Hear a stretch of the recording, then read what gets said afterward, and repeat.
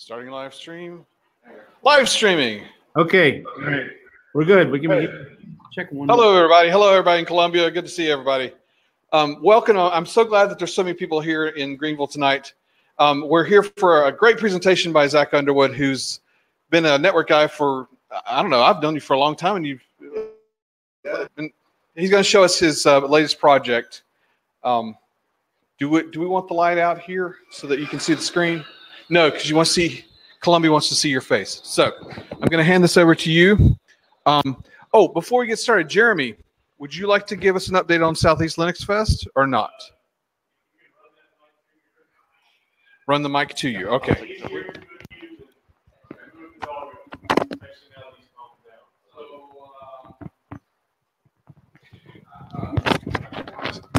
So for those listening on the Southeast Linux Fest front, basically make sure you're on the mailing list. Everything's about to drop within the next week. RFP is going to open. Call for sponsors is going to open.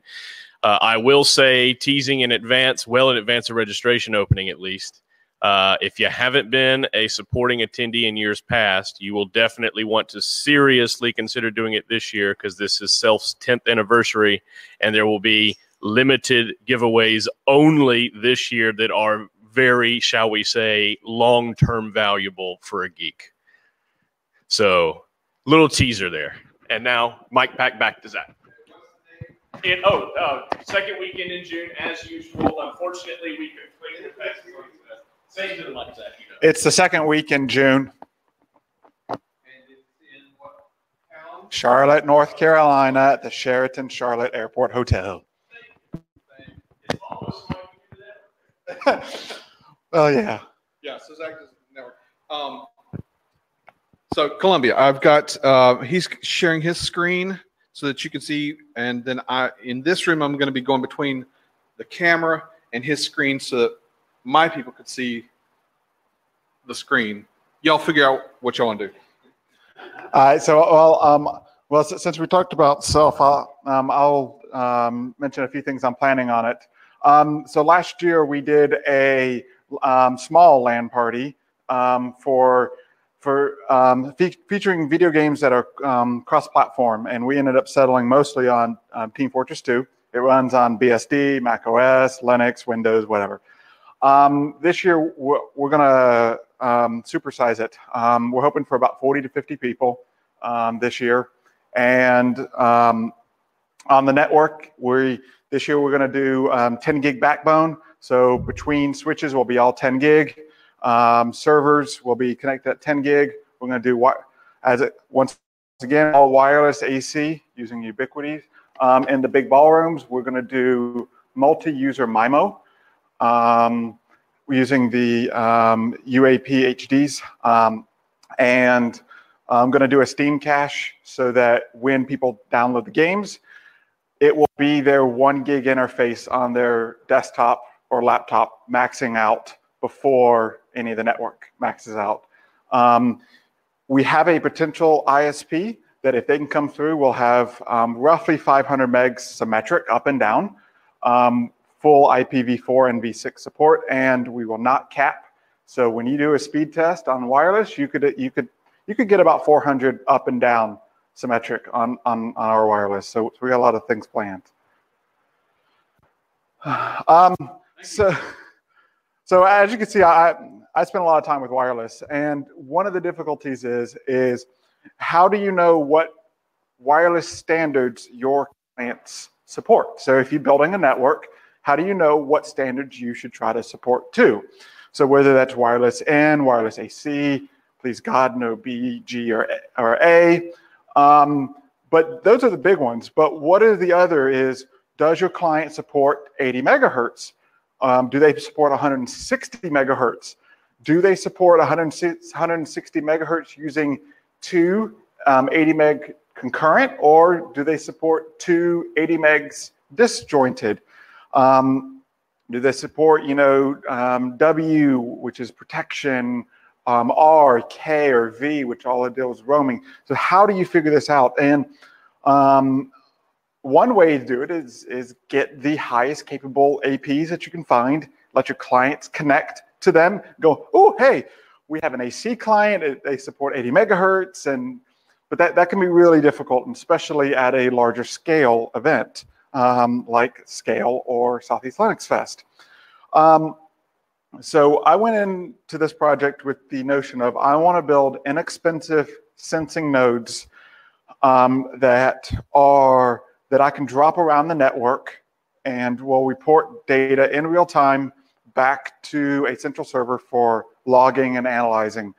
I also wanted to capture full PCAPs of management and control frame in the wireless. So the data frames I'm dropping, I'm not even capturing those, so I'm not spying on you. I'm only capturing the control frames and the management frames. And so I made some assumptions when designing these nodes. First, for power would be PoE. I have all my switches are PoE, so easiest way for me to get them power is just run an Ethernet to them. And so by also doing this is I got constant power, I don't have to worry about batteries, and I don't have to worry about wireless or somehow getting the data off, getting the packets, PCAPs off of the device and into the central server. And having an always on Ethernet connection, you know, I don't care if it's 100 meg packet capture that I need to throw up to the server as fast as possible. You know, I got Ethernet. So I started, I was like, okay, I'm going to use Raspberry Pis for the hardware, for the sensing node. But what software do I use? I searched, GitHub, all of them, and I couldn't find anything. The closest I found was there's a project called iWi-Fi Spy that hadn't been updated in about 5 years. Then there was a project from Tim Fowler called Hamburger or something like that. That hadn't been updated in 3 years. And both of those projects used Scrappy to do the processing on the local node. So basically they would look at the wireless frames coming in and pull out the specific data it wants, and then not store the PCAPs. It just looked at them in real time. I wanted PCAPs because it allows me, if I goof up the database, if I goof up a script, or if I go, oh, I want to capture XYZ, I can always replay my PCAPs through the processing engine, and that will rebuild everything. PCAP is a packet capture, and for my code, I'm just using TCP dump. You know, there are some others, Aircrack NG, Wireless Mon, I think is another one, but I just, yeah. I'll show you Wireshark in a second. I really can't use Wireshark on the actual devices because they're entirely headless. Before I go over the software, so the hardware is these little devices here. Camera showing.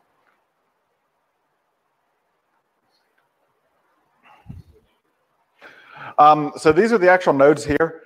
And here in Greenville, I got 2 of them here. Right now they run about $109. And on the GitHub page, which I'll show later, I'll show later, it has all of the parts list where you can buy your own. So first for the power is the Raspberry Pis by default don't support PoE. However, for about $10, I think it is, you can buy, it's a PoE in, so it's AF, which is about 11 watts. Out, it has USB and Ethernet. So at that point, all I need to power is just a simple micro USB to USB, and so that's how I get power to the actual Pi. And then this is the 3 wireless chips is the maximum I can support. I tried a 4th one, and it ended up crashing the it caused the kernel to go in kernel panic. I think what it did is it drew too much power in the USB bus and had a hardware fault. So 3 is a maximum I do. These are dual band wireless in 2.4 and 5 gigahertz. And I actually found these without a case. So it allows me to run a wire out to the exterior of the case and have my antennas exterior, but the chips inside. The chips are $8 a piece, so they're super cheap. All the parts, with the exception of the case, came from AliExpress.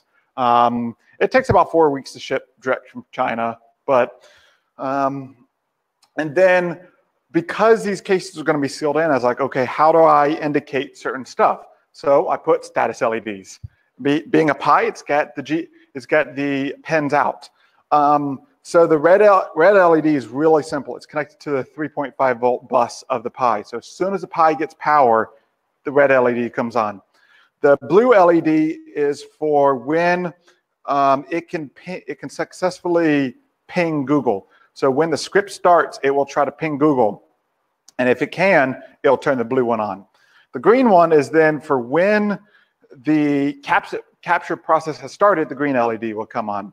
And so if I lose connectivity, the blue LED will go off. So if I'm going, hey, I can't ping my device, I look over and the blue LED is off. I goes, okay, it doesn't have a network connection anymore. And good old fashioned, it's just hot glued in this case, which looks like I got to fix the hot glue on these LEDs. So the software is entirely Python based. I do make calls to systems, and we can start with the sensor. So prior to starting this project, I'd never written any Python. And I found out the best way for me to learn is actually by having a problem to solve. And so I made my own problem to solve. In this case, it's this project. So I've separated my code into two parts. There's the sensor code and the server code. I'm sorry. Would you mind making that a little bit larger? So we can. Whoa! Yeah.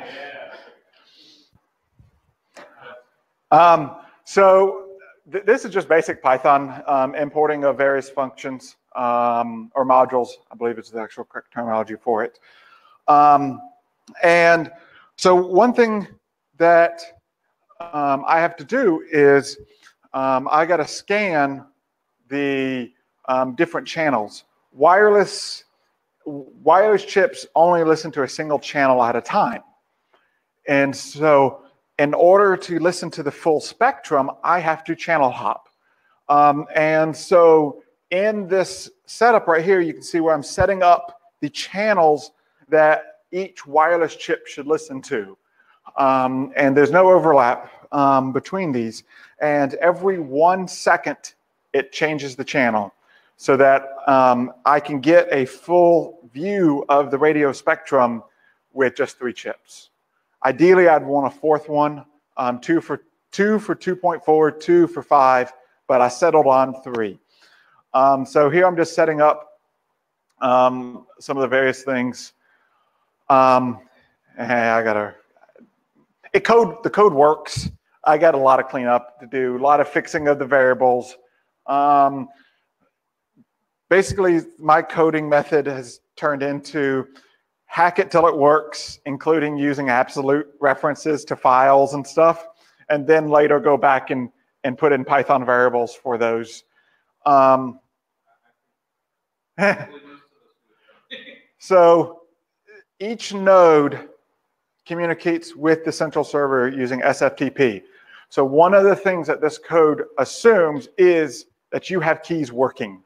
So that's why from day one, I never bothered supporting password off. I was like, for this project, you're going to set up SSH keys. Because if you can't do keys, you probably don't need to run this. So this is just a basic main function. And this actually does do multiprocessing. So typically in a normal Python, it's all read one at a time. And then if it hits the bottom, if you have a loop, it'll start back over. The problem is I have to run my rotator, which changes the Wi-Fi channels, and the channel scan, or the sniffer at the same time. And so this is the The rotator is actually not my code. I found it somewhere else, but I've adapted it to my use, so it works. And basically, every 1 second, it will change the channels, so that it does it at random, so it's not going sequentially, which I thought was pretty genius of it. Then here's the actual statements for the packet capture. It is very long, ugly TCP statements. First thing I'm doing is telling it which interface to be on. So that'd be here. The second is basically every 10 minutes, every 10 minutes to rotate the packet capture file. So, and then the packet buffer is basically, it stores those 10 minutes within RAM and then writes it all out to disk at the same time. The reason I do that is because my SFTP process just says, oh, I see file, let me upload it. So this will only create the file at the very end. So it's not holding files open for 10 minutes. And then the -W, you have to use a -W. And that basically says how many of these files to roll. In this case, 144 at 10 minutes each is 24 hours. The -S is I cap it at 1024, I believe it's bytes, because normal management frames top out at about 700. So I'm just putting a buffer so that I can keep getting the normal, but if there's something abnormal comes in, I can drop it. And then here's where I specify the type. So I never actually see any of the data frames. I just tell TCP dump to skip them because I only want the control frames and the management frames. Management frames are typically your beacons, your probes, your associations, your deassociations, and your authentications. Where control frames are, that's where you get your QoS information. This is where your local interference, where the client can basically tell the access point, hey, I have this much interference on this channel, and so that can supply information to the AP to say, all right, AP, choose a new channel. So I want to capture those control frames because there's a lot of good nuggets in there. Something else about management control frames, they are not encrypted. They are in the clear, except when you're using 802.11w, which is the protect management frames. Very few access points and devices support it. Ubiquiti does. So we at the event, I will be running it in optional. So if your client device supports encryption of the management frames, then that'll happen. If not, it falls back to unencrypted. So, but it allows me to capture a large amount of the data, mostly anonymous, and I'll talk about how I can de-anonymize a lot of that. And then it's just, one of the things is I embed into the file name of each packet capture the interface that it came on, the timestamp it was captured at, and the host, thereby guaranteeing each packet capture is file name unique, so that when I aggregate them all into a single folder on the server, I don't have to worry about file name collisions. And then basically the next part just implements, basically runs these 3 commands through the popen process, which basically makes a new process ID and runs them under that. And then here's just the SFTP, which will upload the file using the private key. On the server, so originally when I started this, I had the server-side code and the sensor code on the Pi. So I was using database, using a MySQL client, and the database was on the central server, but all the processing, all the packet capture processing, all that was being done on the Pis. Well, that quickly did not scale. It could not grow big enough. And also, I had an opportunity come up where I'm going to be sending my nodes to California to run at the Southern California Linux Expo in March. So it's going to be about 3,200 people that I'll be able to capture data on. Well, my server, I'm kind of protective of the data, so I don't want my server with the data out in California. So the server's at my house. So I quickly thought this through and going, okay, doing SQL client connections from California to South Carolina is probably not the best. So now that's why I moved all the processing code to the server, and the pies simply capture packets and uploads them, which is in reality probably a cleaner solution. So I have to do some work. I have separated out. So the database I'm using is SQLite because it's dead simple. You don't have to configure a server. You don't have to set up a database. I can set up the database using Python. So, and when I goof up the database, I can just simply delete the database file, which is right there at the bottom of the screen, and poof, it will recreate the database. So basically, when you run this, it looks for the database. If it doesn't find it, it will make it. And here's where I define all the tables. But I'm not going to go through all that. That's mind-numbing. So the server code has gotten pretty nasty. And I need to separate it from back-end processing to reporting. But that's down the road. So a lot of it's the same, the top part. So it'd be easier just for me to go over the functions. So very first thing it does is I run Tshark, which is a command line version of Wireshark. And it allows me to specify options to pull out and put those into a CSV. And the reason I do that, the reason I do this kind of asynchronously is first, the Tshark, because it's a Wireshark derivative, is really simple to come up with the variables. Second is it gives me a failover in case, again, I goof up something. I can always go back to the PCAPs or the Tshark files and regenerate. So here's the Tshark command itself. It goes on for close to our page. And basically each one of these is a field in Wireshark.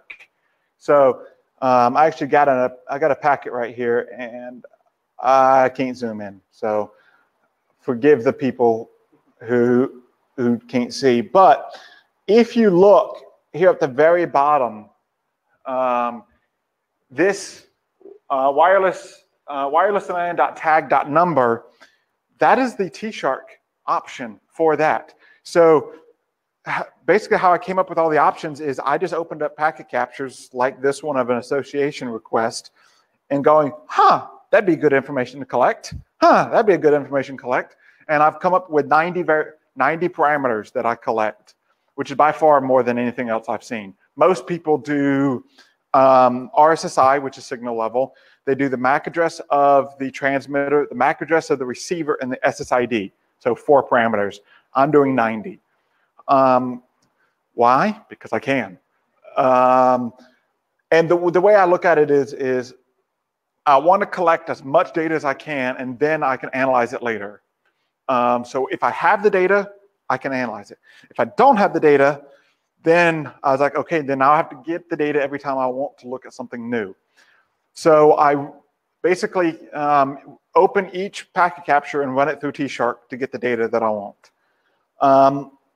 Then after that, I got to put it into the database. So fortunately, a CSV fits very nicely into a database. And so I just use a CSV import, and it puts it straight into the database. The next problem I was running into is I was getting a lot of duplicates, and it was like, crap. Fortunately, there's a very easy way to dedupe, is because the MAC address is unique for all the clients. Asterisk mark for later statement. In association requests and other communications directly with an AP, the MAC address of the client device is its real MAC address. The one exception is in probes. Probes are basically when a client device sends out a probe to the general ether saying, hey, I'm looking for these SSIDs. And then an AP can do a probe reply, basically going, hey, I have this SSID. Here's my BSSID. Connect to me. So when a client does that, Apple and Google have figured out that they consider that a privacy leak, because every time your Wi-Fi is enabled, your device is sending out these probe requests. So for a long time, it was used for tracking. So now they anonymize it. Great. The way Apple anonymizes is real shit. They anonymize all bits. So every section of a MAC address, I believe there's 6 fields, they anonymize each one randomly. Google at least does the second half, and the first half is just Google. So they have a unique first half of the MAC address that's theirs, and so they only randomize the back half. So that can make things annoying. So I run dedupe where I can. So anytime it sees a duplicate MAC address, it throws out the record.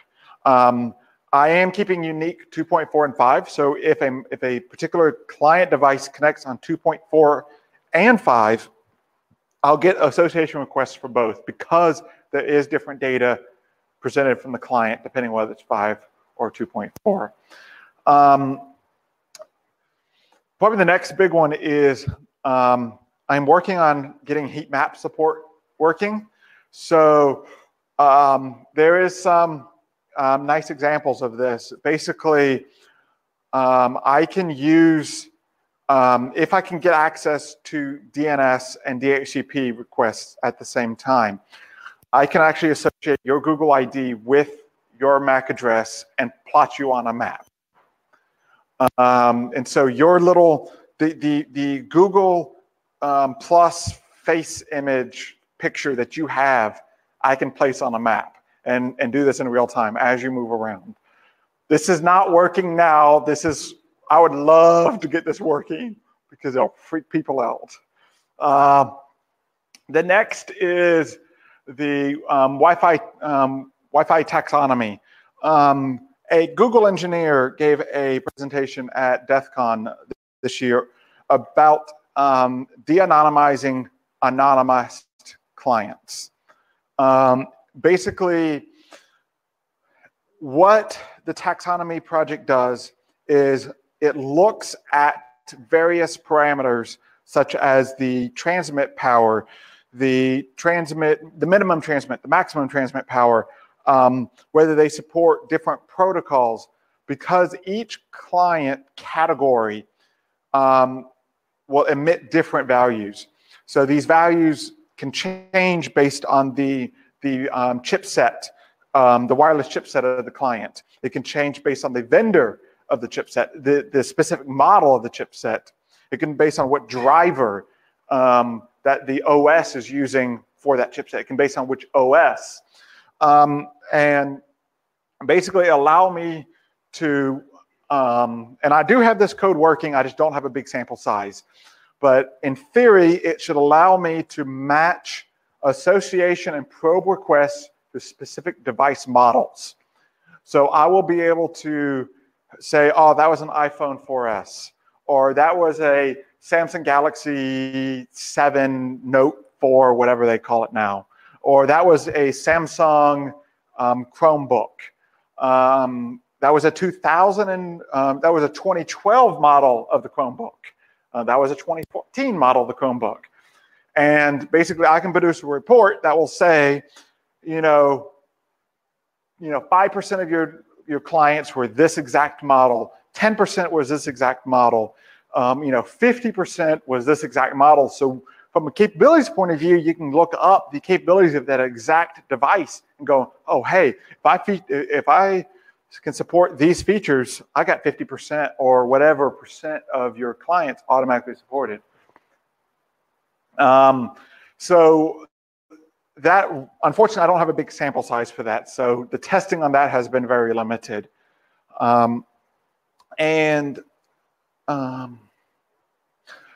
So some of the parameters that I support, or actually all the parameters I support, are right here. And I do my best to research these, but some of these are very obscure. And because the Wi-Fi Alliance, which comes up with a lot of these standards, is not a public organization, they do not publish their RFCs public. So finding some of these details can be really tough. And some of these are very obscure settings. Like there was a favorite one. P. 802.11p is for inter-car communication over Wi-Fi protocol. So basically allows two cars to communicate over Wi-Fi to share telemetry about themselves. And so Wireshark allowed me to pull the information. So I was like, fine, I'll report it. And the end result of all of this is I produce a, let me pull it up. I would produce a report of all of the data for charting. And let me zoom in for y'all. This is specifically for the association and reassociation requests. Because you'll see in a second, my data gets skewed once I move over. And you can see, speaking of P, there was one client that connected to an access point that supported this protocol. So apparently somewhere in the range of one of these nodes, a car connected to an access point, which I think is just a little weird. What? Is there any way you can hide the bar on the left? Okay. Then I will do it like this.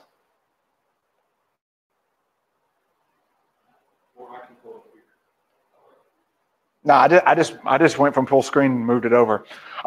So some of the big ones that should be noted here is K and FT. FT is the rapid association of a client to an access point, and this is used in roaming. So is K, and then there's also V, should be somewhere around on this list. But basically, I get them a little mixed up. So one of them basically supplies a list of nearby access points to the client. So it can already be on the lookout for these access points for when it gets a better signal. One of them allows authentication to happen faster. So instead of the normal 100 milliseconds, it happens in 10. I don't know what it is. U is actually kind of interesting. U is Hotspot 2.0. It was a protocol developed mostly by help with cell phone companies of a way to automatically connect cell phones to wireless access points to offload cell data onto wireless. And then I got to find a better way to display this, but this is the only way I can think of right now to just get as much data on the screen, and I'll worry about formatting later. So because this is public, I was a little worried about cross-site scripting and PHP and all that. So I don't do any of that. This is all written by Python as plain HTML, and then HTML is dropped into the web server's root. And I'm using Plotly for the charts below. So it doesn't show very good on Zoomed, but you can basically see, you can hover over them and see that 34% of the clients observed were connecting to Windstream Guest. Or 2 of them were connecting to the Liberty Towers. Or, oh God, that is ugly.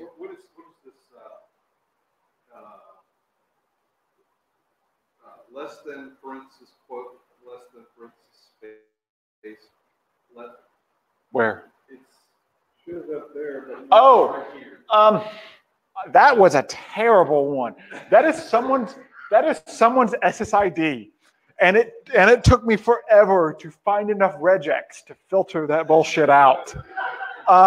Because I kept getting database errors because it said I had too many columns for the database. And so I eventually found out a way to isolate that enough to get it shoved into the database. But if you actually look at that SSID on a mobile device, and this is stripped down a little bit, but if you looked at the full SSID in a mobile device, it's emojis. So their SSID is emojis. That's what it is. It looks like it might be look left, look right. No, it's emojis. Because I was like, what the hell is this? I looked on my phone, and there was a bunch of smiley faces. So one thing that's kind of not that surprising is if you look at the channels the clients are observed, a good 80% of them are on 2.4. And I've found this over and over. It is amazing the amount of junk that exists in 2.4. And then, I'm doing actually something pretty interesting with the MAC address. So there are some lookup services which allows you to give them a MAC address and they'll give you back a vendor. They're API driven, which means every one of them has to reach out to the internet. I found a Python project which this guy has compiled and it allows you to run local. So all I have to do is pass the MAC address to Python or to their Python module, and it brings me back a vendor. And so you can see here that 40% of the clients observed are Apple devices. And So that would be what? tablets or laptops, anything Mac. I'm also doing the same thing for the APs. So here I am finding, that's not a good example. This is a good one. So here I am finding the MAC address of the, I'm taking the MAC address of the APs and running them through the same process. And this is actually an interesting one. I don't know how to pronounce that, but when I looked it up, that is fucking cars. This is the built-in access points that you find in Fords and Cadillacs and other things. And if you drill down into the data, if you actually look at the database of the SSIDs people are connecting to, it's got Jim's Cadillac or Bob's Ford or Bob's Focus or something like that. And so when I mentioned that devices randomize the MAC address, this is the result. These are probe requests, and I got over 5,000 in the database. But when you actually look at the vendor, I got to clean that up, ignore that. See the vendor not found. Basically, it's effing Apples that have randomized their full MAC address, so they just appear as vendor not found. Where Google appears as Google. So when your Google device randomizes the MAC address, it will at least still appear as a Google device. And so these particular stats should be taken with a grain of salt because I know there's a lot of duplicate clients, but I can't tell they're a duplicate because of the MAC address randomization. So this is a nice looking, but I'm not sure how much useful data there is. So that's the bulk of it.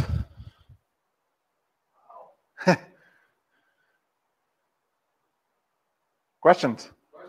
Do anyone have questions? How long did it take you to do this? About a month. So you learned Python in a month? And did this project, yes. And I'm doing I'm doing multi-threading. I'm doing reading CSVs. I'm doing database. It's also a learning because all of this reporting is done on the database side. Every one of these reports is a SQL statement. And so if you actually look, I probably got more SQL statement code than I probably have actual Python, because of every one of these is a freaking database request. But it all runs in as SQLite. Performance is great. And my current database is about 4 megs.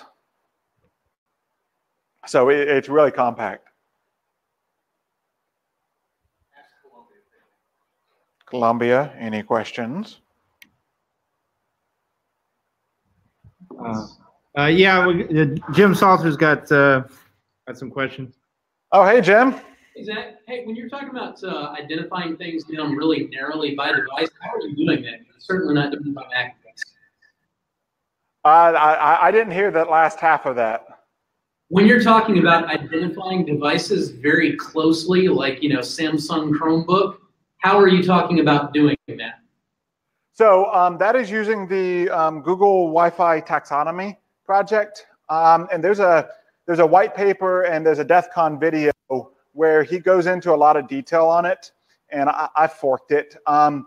Unfortunately, the way they wrote it is they wrote it in C mostly, so that it could run on their routers that they place for the Google Fiber project. So here's the actual project, and it's rough. It's not very well documented. It's C-based, which makes it, at least for me, more difficult to run. And let me see if I can quickly find a screenshot of some of the variables that they are pulling that I've used as inspiration. I haven't actually used their code because their packet processor is written in C. And so I could roughly determine what they're doing, but not well enough to do a one-for-one. All right, so here is the basic. Jim, if you can see that, that's some of the data that their project is pulling. And so their project makes these strings above here. So basically they're saying that this Nexus C or Nexus 6P will always, a Nexus 6P will always produce this signature. And so I am doing something similar where that device will always produce the same set of parameters, and I'm looking for those unique parameters and basically just doing a match. It's basically like a level Nmap OS detection. It's a little bit like the Nmap mapping, except I have the advantage that this is entirely passive. I don't actually touch the client. Now, if I can get access to DHCP and DNS requests, I can build a much better complete picture of that device's model based on how it. There's a lot of unique parameters within DHCP of how it does its request. So there's a database of that. Also, using DNS, I can use Bonjour to actively speak to the client and basically ask it some device information, and it would happily report it back to me. But those DNS and DHCP is not yet supported. Cool, thank you. Do you think there's going to be is there a commercial value for this sort of thing for companies? If I get it fully working, I think it is, especially for VARs. If you are a reseller or an integrator or someone who is constantly integrating these systems, it is to be able to take some of these nodes and place it in someone's workplace. To be able to take some of these nodes and place them in a business that you are trying to upgrade their wireless, you go, hey, I need, based on this report, I can see that we need to support XYZ, so here's these access points that support these. It could also be used for, like conferences, like I'm going to be using it for the Southeast Linux Fest, and Scale to try to gather what does an average device look like? Because there's very little data on a large scale network, what type of devices you actually will see. There's a lot of speculation. There's some of the speculation is at like an event like Scale, 75% of the devices should be cell phones or tablets, and everything else is laptops. I don't know how true that is. And I think at a tech conference, that's even less true. I think it would also be interesting the difference between, the Carolinas versus California. Yeah. About what the majority of people out here versus out there. Yeah, and definitely, and also you can be able to compare a non-tech conference with, say, a PERS conference. So you can go, hey, at a, let's say actually the Bride show that they do here at the TD Convention Center, what percent of mobile devices? 99%. Where at something like Self, it is maybe 50%. So yeah, I do see there being some commercial value. To kind of hedge that, I did make this GPL. So if you are going to do it commercial, you got to help me with the code. Zach, have you considered the InfoSec aspects of this, maybe making it a security onion plugin? The darker side of me is actually you can use these nodes for more nefarious activities. There is no reason why you couldn't, with two nodes or with two of the antennas, capture the data, and with the third one, deauth. So you can basically every 30 minutes run a scan, get a list of all of the SSIDs in the air, and then you look up against a known list. If that SSID is not on the known list, then start deauthing it. And that can be done automatically from these nodes. You get enough of these nodes scattered around, basically the only wireless that will work is the authorized wireless. You can do packet injecture. If you connect, if you start capturing data frames, you can start bringing in over-the-air DNS requests, which is there's a lot of juicy data and DNS requests. And the bonus of those are not encrypted. So you can get a lot of juicy data using on the InfoSec, which that's someplace I will dabble with in the future. But right now, I'm strictly staying on the passive side with the focus on the capturing the capabilities. That's what I was talking about. But from an enterprise perspective, it would be pretty awesome to say, hey, here's a picture of the wireless device visible to my API during the building. It's breaking.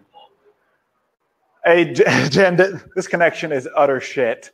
Can you say that again? No, mine's not muted.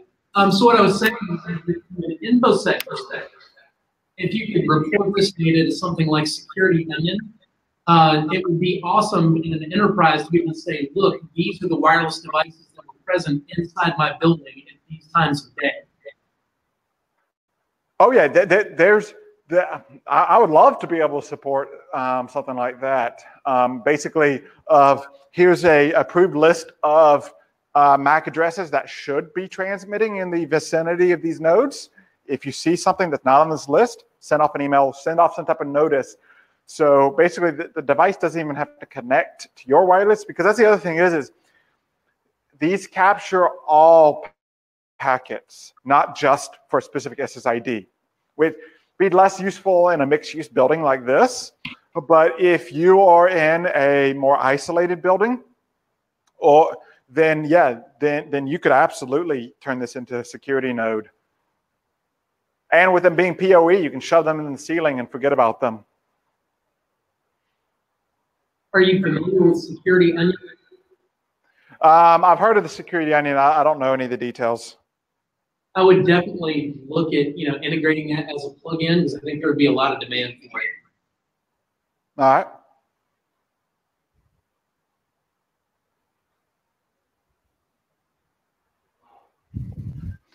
So any other final questions? All right. Well, thank you for coming out. You're welcome.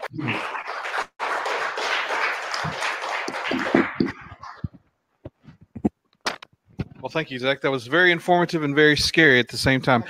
I did have a question. How much soldering did you? It looks like you just plugged everything together. So the only soldering is actually underneath the heat shrink tubing, which is where I have to plug in for the LEDs. Let's find out. Fortunately, not the hard way, but LEDs don't limit their power, the current, and so they can actually draw more current than the Raspberry Pi could supply.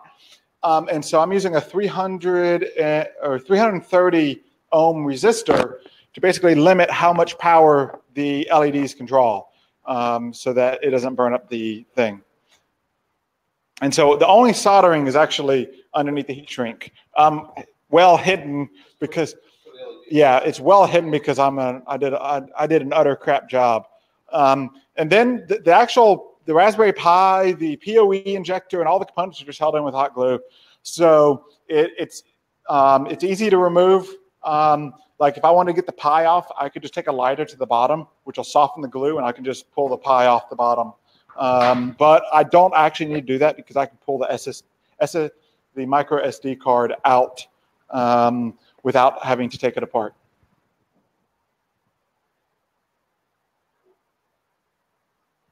Thank you.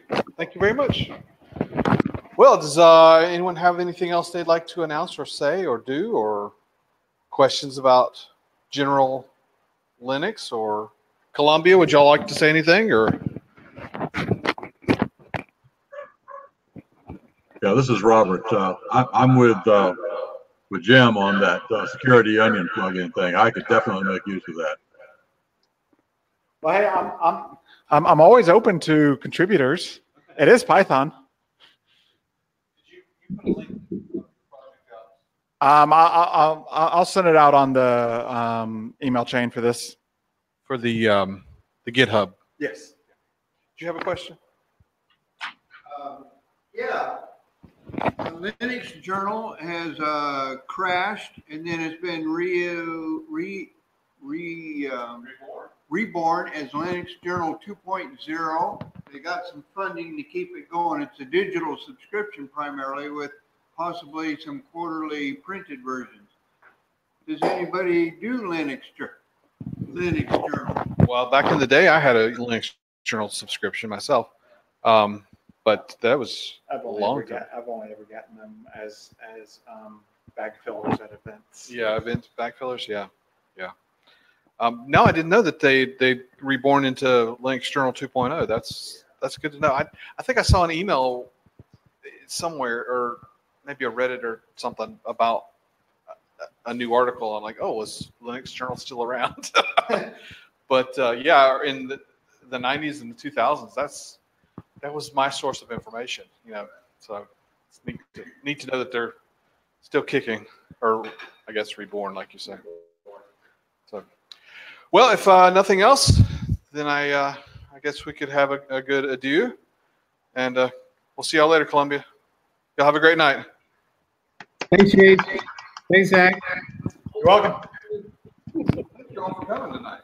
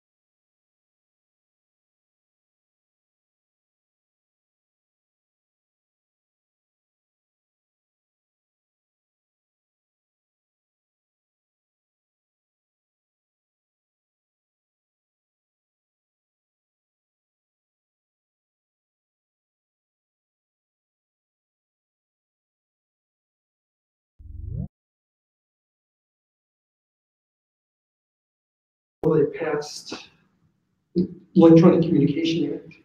Well, what people don't realize is you're getting all that data. If you're connected to the Wi-Fi, your phone is seeing all that data. You can't connect to that network and not see everybody's data because it's one single freaking collision domain, half duplex. Well, if you turn that thing on too, you Well, it turn that passed on that to capture Electronic Communication Act. Well, what people don't realize is you're